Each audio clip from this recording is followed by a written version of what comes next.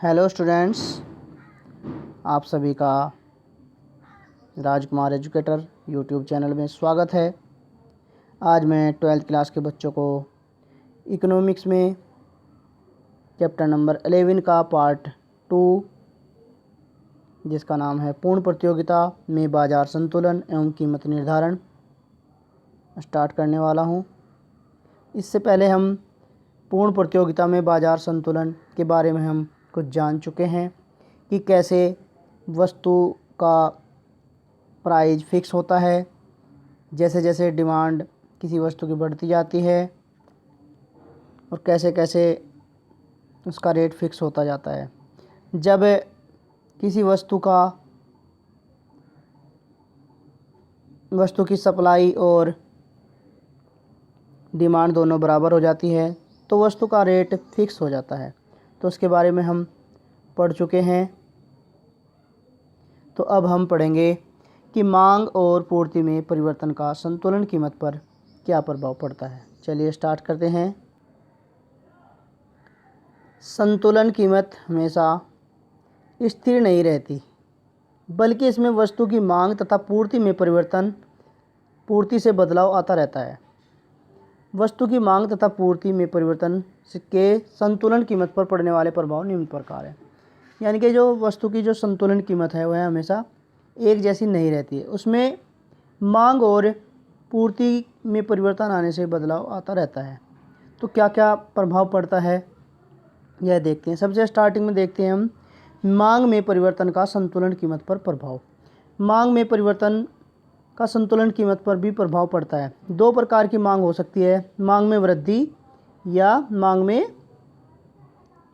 कमी होने पर। सबसे पहले देखते हैं हम मांग में वृद्धि होने पर क्या प्रभाव पड़ता है। यदि वस्तु की पूर्ति स्थिर रहती है तो मांग में वृद्धि होने पर वस्तु के मूल्य में भी वृद्धि होती है।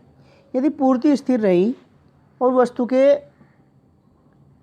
वस्तु की मांग में परिवर्तन हो जाता है तो मूल्य में भी वृद्धि हो जाती है। पूर्ति उतनी, मान लो 100 इकाई है पूर्ति के लिए और 10 रुपये प्राइस है वस्तु का और 100 रुपये स्टार्टिंग में हमारी मांग थी, लेकिन यह बढ़कर 150 हो गई है तो और पूर्ति हमारे पास 100 ही है तो डिमांड उसकी रेट उसका बढ़ जाएगा। तो यह है मांग में वृद्धि पर प्रभाव। इसे डायग्राम के माध्यम से देखते हैं। यहाँ पर देखो, सबसे स्टार्टिंग में जो क्वांटिटी है, डिमांड है, पूर्ति है। पूर्ति तो उतनी ही रहेगी, फिक्स रहेगी, लेकिन मांग क्यू है और प्राइस हमारा पी है। तो इक्विलिब्रियम जो मिल रहा है यहाँ पर मिल रहा है, यानी कि हमारी डिमांड है।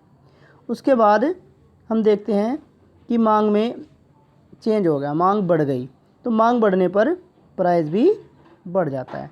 तो जो इक्विलिब्रियम होगा, संतुलन यहाँ से यहाँ पर आ जाएगा।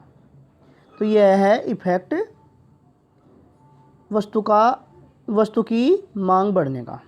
जैसे कि व्याख्या भी दी गई है कि उपरोक्त चित्र में वस्तु का शुरुआती मांग वक्र डी व पूर्ति वक्र एस एक दूसरे को ई बिंदु पर काटते हैं। इस स्थिति में वस्तु की मांग की गई मात्रा ओ क्यू होगी। ये ओ क्यू यहाँ पर मांग की गई मात्रा है और इस बिंदु पर साम्य बिंदु मूल्य ओ पी है। मांग में वृद्धि होने पर मांग वक्र जी डी दाईं ओर खिसककर D1 हो जाता है तथा मांग की मात्रा ओ क्यू से ओ क्यू 1 हो जाती है। अब साम्य बिंदु E1 हो जाएगा। इस बिंदु पर साम्य मूल्य OP है जो कि OP से अधिक है। ये देखो, यहाँ पर ये जो दिखाई दे रहा है ये हमारा E से E1 हमारा साम्य बिंदु हो जाएगा, यानी कि संतुलन बिंदु हो जाएगा। अब देखते हैं हम मांग में कमी होने पर।